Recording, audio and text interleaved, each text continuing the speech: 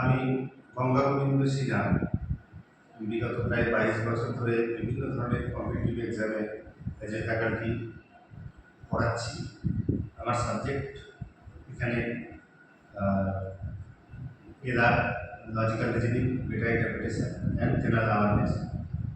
এই মুখার্জি ম্যানেজমেন্ট কনসালটেন্সির সাথেও আমার সম্পর্ক প্রায় 3 বছরেরও বেশি। এখানকার যে পড়ানোর যে পরিবেশ সেটা অতি উত্তম।